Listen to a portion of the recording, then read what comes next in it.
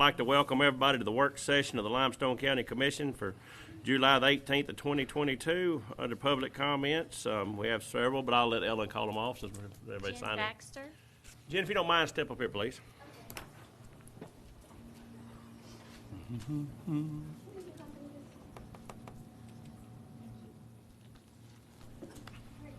Hey, thank you. How you doing today, Jen? Well, I made it Thank you. on time, so I'm great. That's good. That's a plus. Thank you, ma'am. Thank you. Thank you. Good morning. I'm just here to represent the Athens Limestone County Public Library. As y'all know, I was hired in December 2020, and since that time, we worked really hard on doing transparent operations. We provided the 3 years of audits that you guys had asked for. And this year, we are asking for the full $80,000. In 19, it was cut to 50. If you look through our packet, you can see some of our statistics, and we also have a one-pager that kind of goes over some of the plans that we have for the money if it's reinstated. Anybody got any questions for Jennifer? I do. Go ahead. Thank you so much for the audits. I mean, I know it took you getting in there for us to be able to get this. I mean, it was ridiculous that it took as long for us to get the audits as it did, and you come in there, and leadership means a whole lot. So I look forward to voting to replenish the money because you've deserved it and you need it. And but I just couldn't. I could not ever agree to give him more than the $50,000 simply because we got to run around on this right here. So thank you. I've heard nothing but good things about you, and I look forward to you being here for a long time, hopefully. So thank you very much. I appreciate it. Thank you. I appreciate it. Yeah. Anybody else have anything? Any questions, comments? No. I met with you the other day. Yeah. So He covered it. good tour.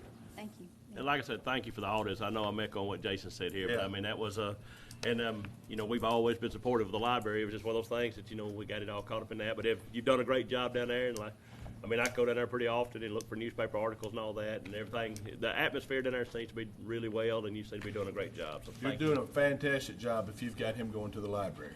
Well, actually, I go down. Hey, I go down. I just get him to go to Burger King. I mean, But no, you've done a great job down there. Like I said, the staff down there, everybody just seems to be running like a well-oiled machine. So that's a plus in our community. Thank you for all you've done. Thank you. Woo. Thank you. Made it a good Monday. yeah. That's right. Thank you. Thank you. Next, Shane Black. Shane is filling in for Terry today. She couldn't be here today, and I know Terry does an awesome job, and I'm going to spill on Terry a minute, but she does a great job, and so her husband's had a little issues today, so Shane's coming in today to present for her, so go ahead. Thank you, Mr. Chairman. Yeah, these are the comments that Terry wanted to make, so like I said, I'm a poor man's substitute for Terry Richardson today. But I'm going to read them to you just like she had them prepared.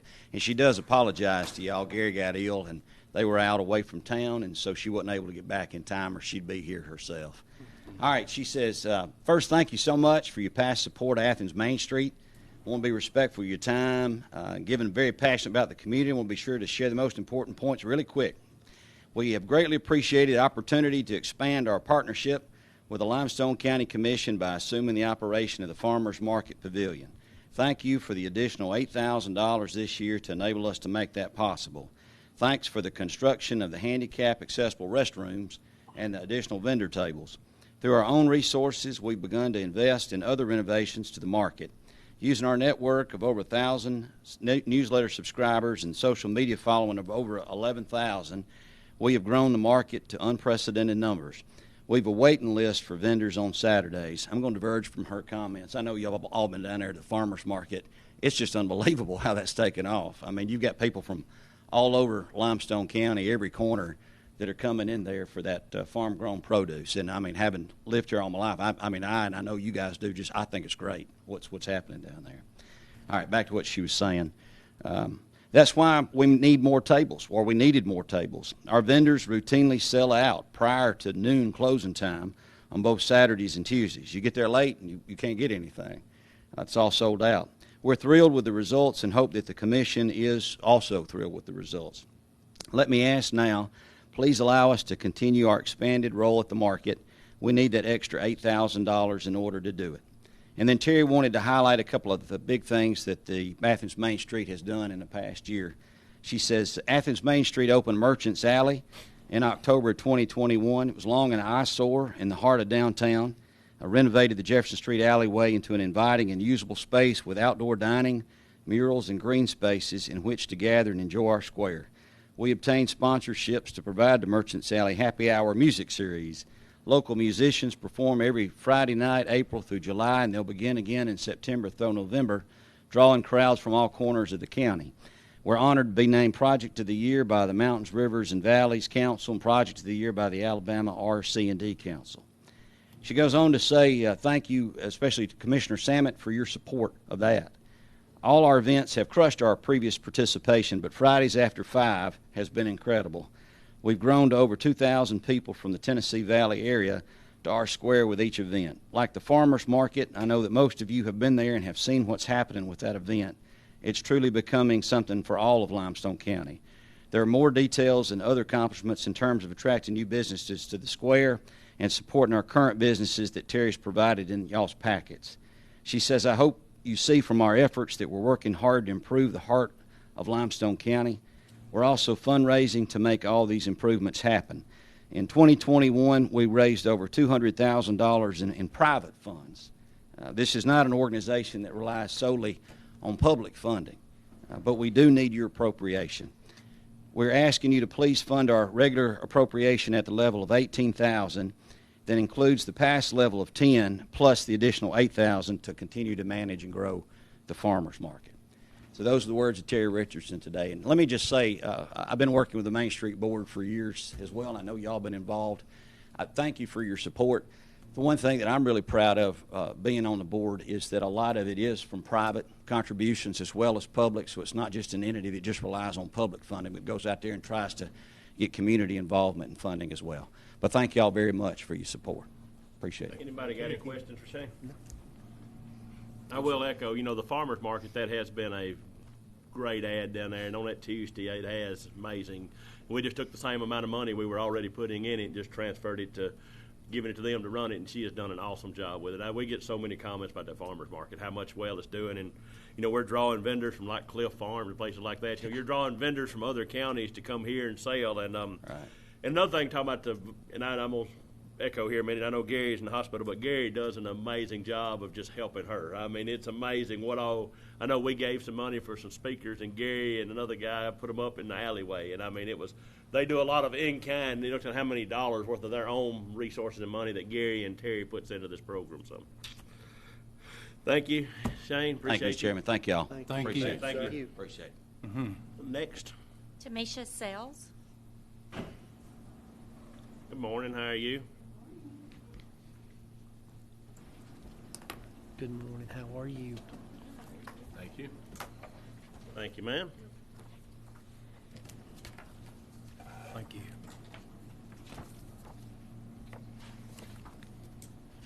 Okay. I'm Tamasha Sales with Keep Athens Limestone Beautiful. I'm here today to respectfully request $25,000 from the Limestone County Commission. As you know, Keep Athens Limestone Beautiful mission is to empower citizens to enhance their local communities. And we do that by engaging individuals, church groups, small groups, businesses and their employees in the community. And by engaging these individuals in the communities and groups, we have cleaned miles of rivers and lakes were cleaned. 11 public spaces were cleared of litter and debris. Nearly 2 million pounds of goods were recycled. Nearly 5,000 pounds of litter and debris were collected. We have educated nearly 2,000 students in schools and engaged over 200 volunteers throughout the community. We're the only group in Limestone County that conducts the Community Appearance and Litter Index, and this is where we drive around the county and we assess litter conditions, vacant lots, overgrown lots, and even graffiti. And we'll use that to plan our strategy and litter cleanup and partner with organizations. Without your appropriation, it will limit how many waterways we clean, how many areas are picked up of litter, and our beautification project. So we want to thank you for your continued support of Keep Athens Limestone Beautiful. All right. Thank you, ma'am. Anybody got any questions? All righty. No, thank you. Thank you. Thank you. you. Guys. Sure do. Thank you for all you do. Ellen, do we have any more? No further comments. Thank y'all. And thank everybody for coming today, and thank everybody for being here. So we'll move on further. For the commission meeting today, first on here, we'll have approved the minutes for July the 5th, 2022. Does anybody have any questions with the minutes? I know Commissioner Salmon had a question earlier, but I think we got it cleared up, didn't we? Yes, sir. Okay. Anybody else got any questions? See you, Shane. See you, Shane. Good to see you. All right, so no discussion more of the minutes. We got claims in the amount of $984,510.80. Anybody got a discussion with it? All right, no more there. So resolutions and orders, we approve a resolution to authorize a civil action against a premises located on Wagon Trail, which is in District 2, and on Hatchet Road, which is in District 3, according to the junk and debris law. So do we have any discussion with either one of those, or Drew, you got anything on them? Got no comment, other than they've been notified, they've been cited by the Health Department, and the Health Department has requested that the commission authorize these lawsuits. All right. Enforce the junk and debris law. Anybody else got anything? I think it's important that we support DHR in their efforts to do that. Otherwise, they'll just throw up their hands. Okay. All right. Any more discussion? All right. No more discussion. We'll move on under contracts, agreements, and grants. We got an agreement here to approve to accept an emergency performance grant in the amount of $2,266, and this is at the EMA. Anybody got any discussion with that?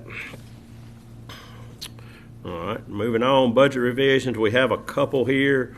The first one on here is for the farmers market, and we had approved for a grant down there for come through RC&D, and I want to thank Commissioner Salmon and RC&D board to build those restrooms. And of course, when we built them, it was a little bit of county match money in there, and everybody knows that fuel costs went up, lumber costs went up, and material costs went up. So we had a little overrun there, which was, it wasn't that bad. A lot of it was, some of it was county match money anyways we had agreed to from the start. So that's the budget revision. To finish that up, it's $7,950. So anybody? But this is not the 8,000 that Terry's wanting us. No, that was Okay. we had and I think, and Emily can probably bounce back on that, but what happened was we applied for a grant through, to build the new I just didn't know restaurant. if that was the same. No. Okay. No, that's a whole different animal. This is coming out of the general fund. We'll transfer it out of the general fund. And All right. so anybody got any more discussion with that budget revision? And I just want everybody to clear up kind of what that was, and thank Commissioner Samet and RC&D and all for doing all that. That is because anytime you have a farmer's market is thriving like that, you had to have handicap accessible bathrooms, and we didn't have. So, and we done a lot of it in house, and we cut it as much as we could. But it's just naturally materials when materials has doubled in price, or concrete's went up $30 a yard, you cannot help that when you bid a project. So. Right. All right, and the second one on here is a budget revision this is for the project we've been working on for a pretty good while out on 72 Highway. Of course, we had some overrun, and some of this money will come back in different forms. And if we have any, I'll let Mark discuss this with y'all if he has anything. Thank you, Mr. Chairman. Yes, this is Mooresville and Highway 72. This is a trip project, I think, that was applied for and received about I think it's $1.2 million, $1.3 million was originally applied for and received, I think, 2 years ago for the upgrade of that intersection. And through the design phase, of course, material prices and everything that has kind of hit us, it came in at 1.197,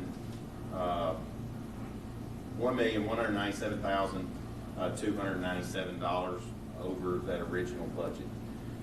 So our options have been to proceed with the bid or reject it and rebid it later, but there's really not any way that we can see continuing further that we can see this actually going down as we move forward. So if the project's going to be complete, then we would have to proceed with this bid. So the DOT has actually offered to essentially reimburse us for a portion of it through Rebuild Alabama funds, and so it will actually come back to us through that, and then we've requested some additional assistance from some other entities, and so we're waiting to hear back from that. But we do have to proceed So that's what this budget request is for. So we're, like I said, I think I've touched base with all of you guys about it. Well, the one thing you told me was about 50% of our county's population travels through here every day. Yeah, if there's an So I mean, intersection. that's kind of important for everybody. So if there's an intersection that the entire county will benefit from, this is probably the most deserving intersection, because, I mean, about 50% of our population will utilize that in any given week. Yeah. So, like I said, this is about as important of an intersection as we have. The majority of the improvements are on Mooresville Road with left and right turn lanes, reworking the intersections, new signal.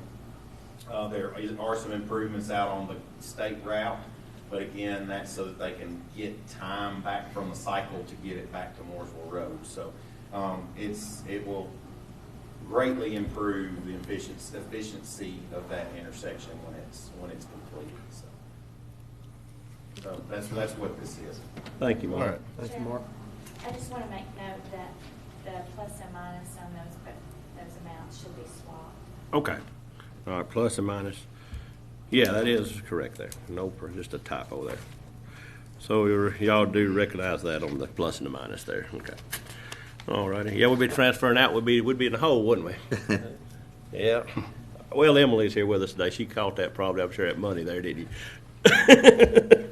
But anyways, and like I said, Mark reached out to me on this project, and you know, this is, like I said, this is helping all citizens of this county, and thankfully we have, you know, been able to put some money back in the road and bridge building fund. That's what this is going for, roads, and so that's, I mean, it's a very plus to this county. So, got any discussion with it? Well, I think it's a no-brainer, Mr. Chairman. I mean, if you rebid it today, it'd probably run 25% more, so. Yeah. It's not gonna do anything but cost more down the road. I mean, it's foolish to wait. Yes, The sir. situation that this bid is there were 3 bidders for the project. The lowest responsible bidder was $500,000 cheaper than the next 2 bidders. Mm-hmm. So even just with that, if those 3 were to bid again, it'd be more, just because even if materials cost weren't that much. And if they knew that they were $500,000 less. They know now. They don't have. That's what I'm saying, yeah. I'd shave $400 off of it. Well, So, this is an opportunity for us to proceed with what it is an overrunning price. The DOT has agreed to assist us with this overrun, but in order to do that, we have to begin the process, and then we'll be able to recoup some of that in our paving projects as we move forward. So we're not out that total amount of money, but we are essentially paying that up front, and then we will be reimbursed at a later date. we're out that today. We'll get That's it back today, tomorrow. yes. And you know, one of the things Mark talked to me about the other day was this project is subject to start construction pretty quick. Well, if we rebid it and all this, we're already 2 years into wanting this project done. You know, we could be, if we, you know, I think their start date on it's within 90 days or something. To get contracts and everything signed, they're probably about 4 to 6 weeks out, and then they'll receive 15 days notice to proceed before their time starts. So we're within probably 8 weeks, 10 weeks at the most, if we don't delay any further. And that's one of the big pluses, you know, I mean, this intersection, this is something that ought to have been done 10 years ago. We're just now getting financially able to do it and help with assistance, and thank the DOT and all. I mean, even though it's had an overrun and all, they have put a lot of money and a lot of thought into it, so. 120 days when after their time starts. Is that? I think I read Yes, but that. I mean, that's going to depend on whether, I mean, they're going to be doing a lot of construction through the winter. It's probably going to take a longer period of time, but that's going to be due to the weather delays. All right, no more discussion. We'll move on. Anybody got anything else? No. All right, emergency purchases, we have none. Board appointments, we have none. Award of bids, we have none. On the personnel action staffing plan actions, we have several today. I'll mark them off, or I won't miss one this time. First on here will be to amend the staffing plan to add 1 network support one position in the IT department. So any discussion with that? No discussion with that. Number 2 on here will be to amend the staffing plan to add a recycling department. And I'll touch base on that to start with. I know that we had talked about departments, this, that, and the other, and I spoke with Emily on it. And then for us, trial and error, it's easier, she said, for money and stuff just to stay in one block, because it's just a block on a staffing plan. So, I mean, we can put it anywhere you want to on there, but it's just a block for one position. So anybody else got any discussion on it? I got to ask the question, if we're doing the specialist, we've got to have a department to put the person under? Well, you got to have somewhere to, on the staffing plan. I've been saying, it's sort of like, I went back and looked at the staffing plan on it, and it's going to fall right here in this line, under the commission anyway. So, we'll just put a block over here and it'll just fall under us, as a commission. It'd be like the administrative, all of the other ITs and everything. It'll just fall. The archives is the same paying position as the archivist as this position. It just falls straight on the administration. You could drop it under the administration or you could drop it under any department, but it's just it's just all it is somewhere to put the position. It's not really per se. It's just you got to have somewhere to put the block. Y'all have any more discussion?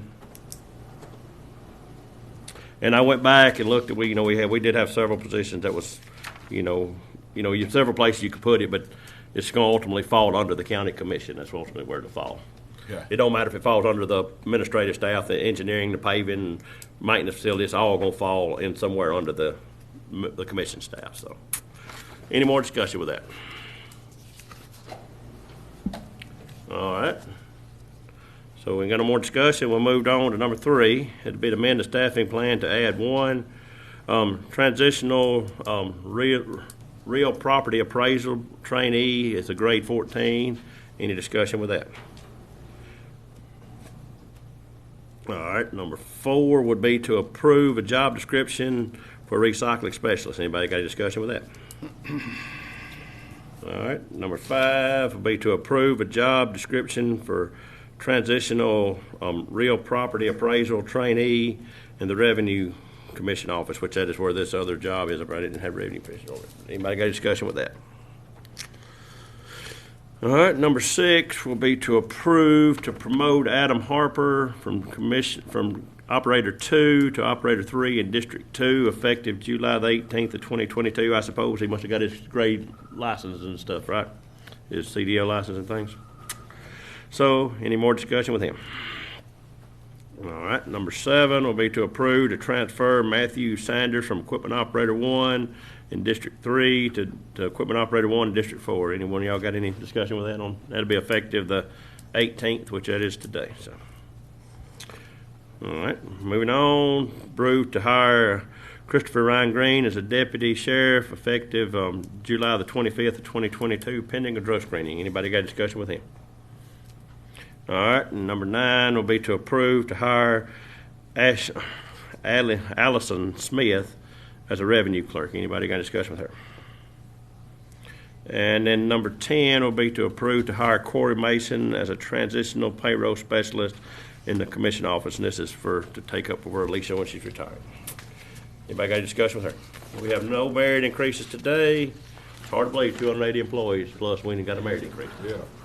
Somebody hired in this week, didn't they? All righty, so engineer's report, Mr. Massey. Thank you, Mr. Chairman. We've got several subdivisions for your consideration today. Gatlin Estates, this is a replat, so it's a minor for preliminary and final, affecting 2 lots in District 2. This is located at 26579 Parksdale Road, Athens, and then Dale Putman subdivision. This is a minor for preliminary and final, creating 1 new lot in District 4. This is on the west side of Hawk Lane, approximately 1,850 feet north of Sewell Road intersection. 7 acres. This is a minor for preliminary and final, creating 2 new lots in District 4. This is south side of Lappington Road, approximately 1/4 mile east of Bill Black Road intersection. Pepper subdivision. This is a replat of tracts 2 and 3. It's a minor, so it's for preliminary and final. taking those 2 tracts, turning them into 4 lots in District 3. This is south side of Huntsville Browns Ferry Road, west of Joe Bob Lane. Parsons and Whole subdivision. This is a minor for preliminary and final, creating 2 new lots in District 1. This is on Looney Road, just south of Quarry Road intersection. And then Highland Ridge subdivision phase 2. This is a major for final approval, creating 56 new lots in District 2. This is at the southwest corner of Nick Davis Road and Jones Road intersection. So that's all I've got for your consideration. Just to kind of give you all an update. We have been in District 2 doing milling and patching for one of his projects. A sensor went out on the milling machine, so it will be tomorrow before that is repaired. So we're doing some patching. And it tore up in District 2, so he's got to... It's under warranty. Got to pay for it. So, yeah. But anyway, it's under warranty, so no bill there. But anyway, so we're doing some patching and leveling in District 4 the next couple of days to fill our time as we're waiting on that repair to be complete. So anyway, then our striping truck, the guys have been going through the striping machine, and we had a issue with a paint gun. We've ordered some rebuild kits for the paint guns, and so we got a little electronic issue that we're trying to track down too.